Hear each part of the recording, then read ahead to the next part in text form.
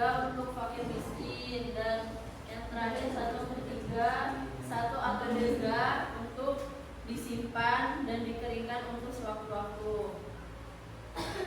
Oke, sampai sini ada yang ingin bertanya? Ada? Oke, kakaknya ada sedikit cuplikan. Nanti kalian, sebelumnya kakak bagi kelompok dulu. Ini kelompok yang pertama, ini kelompok kedua. Nanti kalian pahami dan buatkan kesimpulannya dari video tersebut ya.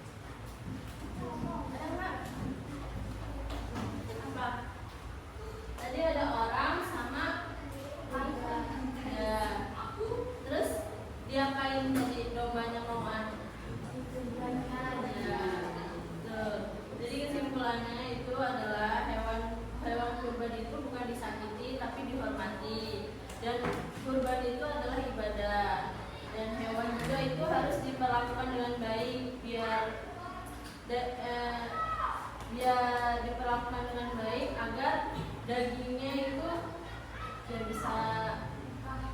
Ya bisa berkah. Jadi itu yang dapat kakak sampaikan. Ada yang ingin bertanya dengan tadi materi yang kakak sampaikan?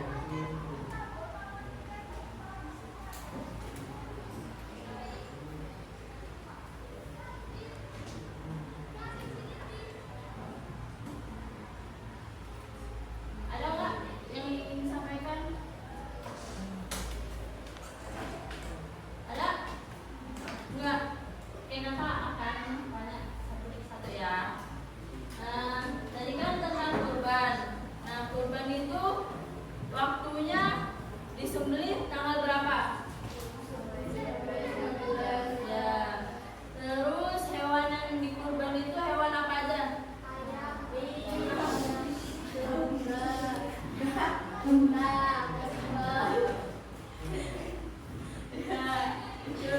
Terus hukumnya tadi surat apa? Al-Kausar ayat. Ya. Jadi itu yang dapat kakak sampaikan. Minggu depan kakak akan menyampaikan tentang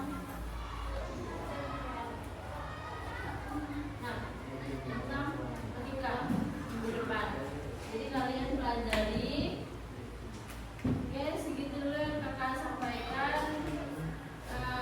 Untuk mengakhiri kegiatan pembelajaran pada pagi hari ini, terlebih dahulu kita mengucapkan lafaz hamdalah.